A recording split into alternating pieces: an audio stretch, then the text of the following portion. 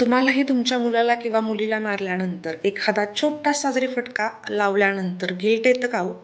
किंवा तिला काहीसं एखाद्या छोट्याशा गोष्टीवरून ओरडल्यानंतर गिल्ट येतं का हो? सतत असं वाटत राहतं की खरंच आपण आपलं कर्तव्य पूर्णपणे पार पाडतोय का? की त्याच्यावरती आपल्या बऱ्याचशाच गोष्टींचं ओझं लादतोय किंवा आपण चांगलं पॅरेंटिंग तरी करतोय ना? असे अनेक हजारो विचार आपल्या मनामध्ये गुणगुणतात.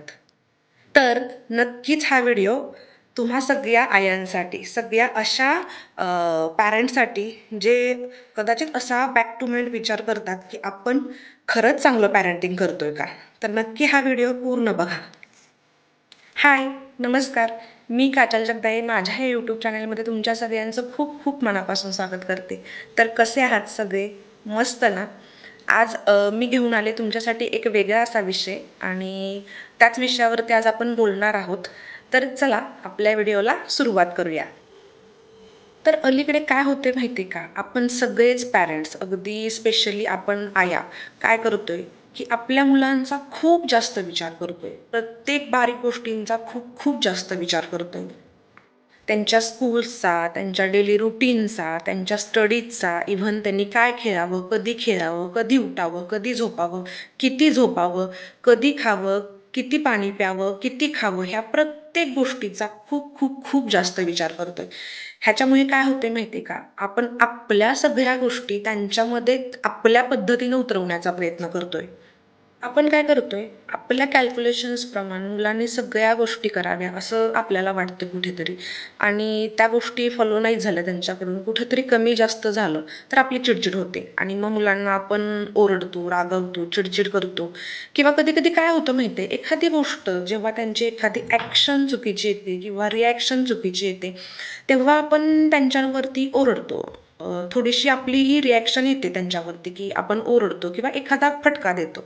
त्याच्यावरतीही नंतर आपण विचार करतो, की खरंच मी त्याला मारलं किंवा तिला मारलं, जास्तच मारलं का? तिला लागलं असेल का?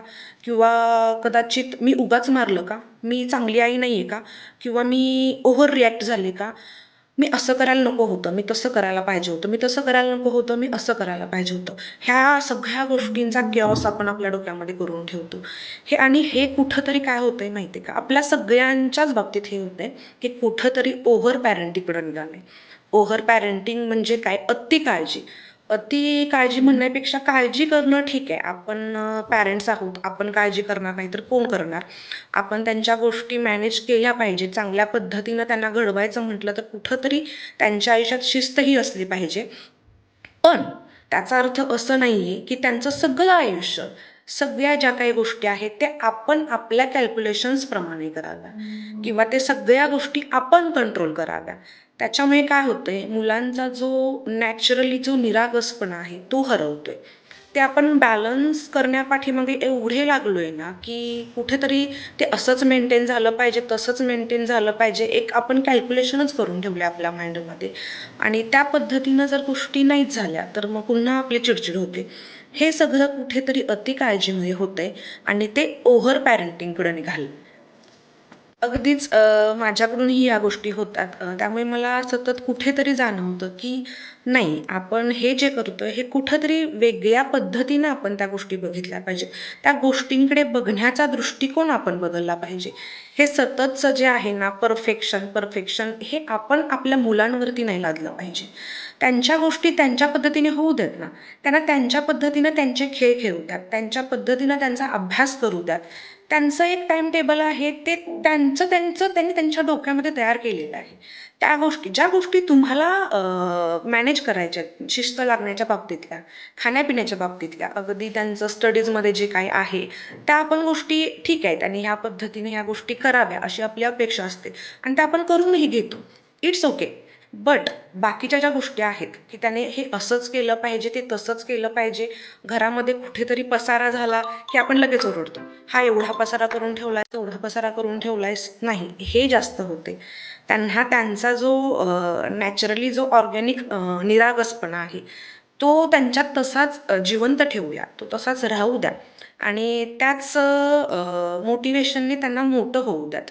असं नाही आहे की ते ह्या गोष्टी पुन्हा मोठं झाल्यानंतरही करणार आहेत. स्टेप बाय स्टेप त्यांचं आयुष्य जसं-जसं बदलत जाणार आहे, जसजशी ती मोठी होणार आहेत, तसतशा त्यांच्या ह्या सगळ्या गोष्टीही स्टेप बाय स्टेप बदलणार आहेत. त्यामुळे आपण आपल्या पद्धतीचे कॅल्क्युलेशन्स त्यांच्यावरती लादायला नको आहेत.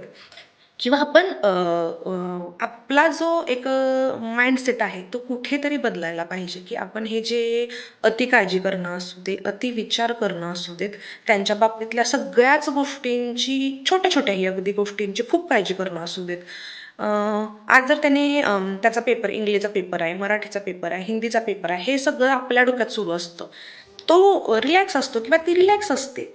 तिचं तिचं छान असतं, की नाही उद्या हा पेपर आहे ना, करते मी. करेन अभ्यास येते. पण आपण त्यांच्या उगाच मागे लागलेलो असतो. अगं उद्या ह्याचा पेपर आहे, ह्याचा अभ्यास कर, त्याचा पेपर आहे, त्याचा अभ्यास कर. हो, करेल ती.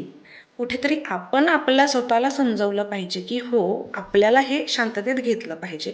कुठेतरी त्या जास्त गोष्टींचा विचार आपण आपल्या डोक्यामध्ये जो करतोय, तो कुठेतरी थांबवला पाहिजे. ह्या सगळ्या गोष्टी अगदी शांततेनं घेतल्या तर ती मुलगीही किंवा तुमचा मुलगाही तेवढ्याच शांततेने त्या गोष्टी करेल. त्याच्याही डोक्यात आपल्यासारखा किऑस आपण निर्माण नको करायला पाहिजे. आणि हे कुठेतरी ओव्हर पॅरेंटिंग जे आहे, अति काळजी करणं आहे, हे कुठेतरी आपण थांबवलं पाहिजे.